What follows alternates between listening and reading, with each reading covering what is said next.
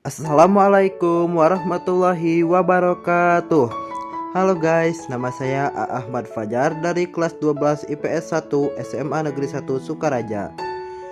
Di sini saya akan menjelaskan tentang peristiwa demo mahasiswa 1998. Latar belakang. Pada bulan Mei 1998, Indonesia mengalami pukulan berat akibat krisis finansial yang menerpa kawasan Asia Timur, Asia Selatan, dan Asia Tenggara. Meningkatnya inflasi dan pengangguran ditambah dengan perilaku korupsi pemerintah menciptakan ketidakpuasan terhadap pemerintahan Orde Baru. Pada bulan April 1998, ketika Soeharto terpilih kembali menjadi Presiden Indonesia setelah masa bakti 1993 sampai 1998, mahasiswa dari berbagai universitas di seluruh Indonesia menggelar unjuk rasa secara besar-besaran.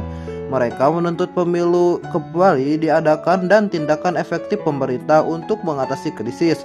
Pada demonstrasi-demonstrasi ini, mahasiswa menerima kekerasan fisik karena dianggap akan menimbulkan gangguan. Kronologi peristiwa.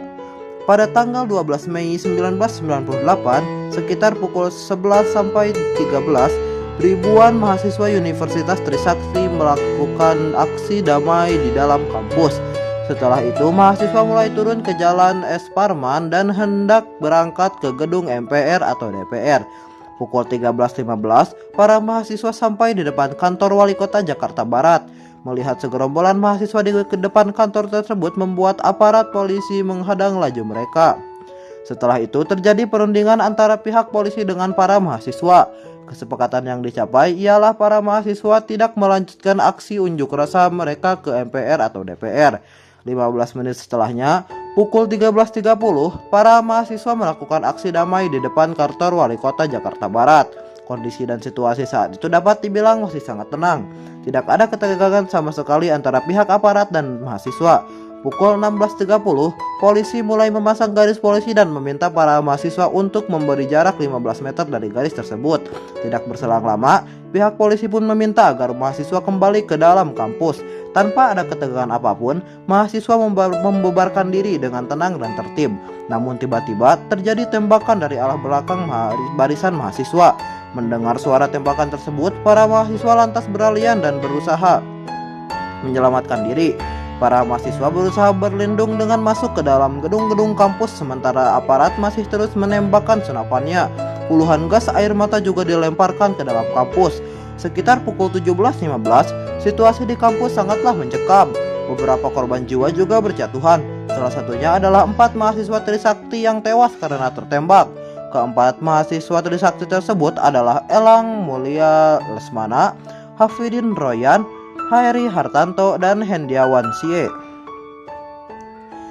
Pada tanggal 13 Mei 1998 pukul 1.30 dilakukan jumpa pers yang dihadiri oleh Pangdam Jaya Maijen TNI Sapri Samsudin di Mapolda Metro Jaya. Selain itu hadir juga Kapolda Maijen Hamami Hanata, Rektor Universitas Trisakti, Profesor Dr. Mundaton Murtejo, dan 2 anggota Komnas HAM AA Baramuli dan Bambang W. Soeharto. Beberapa jam kemudian, tepatnya pukul 10, mahasiswa dari berbagai kota yaitu Jakarta, Bogor, Tangerang, dan Bekasi berdatangan ke Universitas Trisakti untuk menyatakan bela sungkawa. 2 jam setelahnya, pukul 12, kerusuhan massa mulai terjadi di Jakarta. Berbagai aksi perusakan dan pembakaran bangunan serta kendaraan bermotor terjadi. Mulanya kerusuhan terjadi di kawasan sekitar kampus Trisakti, tetapi aksi perusakan dan pembakaran meluas hingga ke kawasan lainnya. Pada tanggal 14 Mei 1998, aksi kerusuhan yang awalnya hanya terjadi di Jakarta mulai merambah ke kota-kota lainnya seperti Bogor, Tangerang, dan Bekasi. Pembakaran, perusakan, serta penjarahan toko dilakukan oleh massa. Kota Bogor, Tangerang, dan Bekasi saat itu sudah lumpuh total.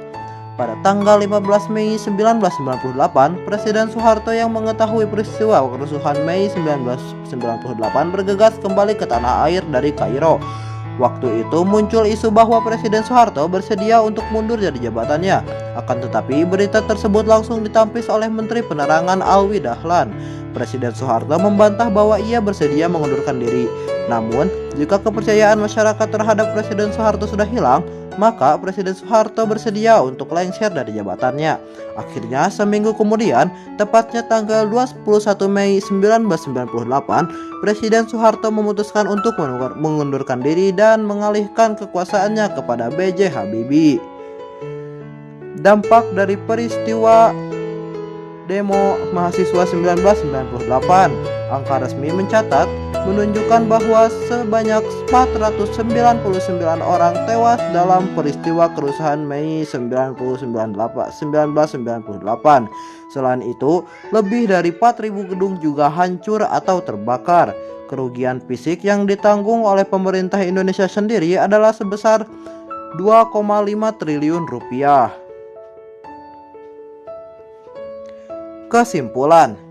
Jadi, apakah para mahasiswa layak disebut sebagai agen perubahan? Ya, mereka layak disebut sebagai agen perubahan karena berkat aksi dan peran mereka, Indonesia mengalami perubahan dari masa Orde Baru ke masa reformasi. Sekian dari saya, mohon maaf bila ada kekurangan. Wassalamualaikum warahmatullahi wabarakatuh.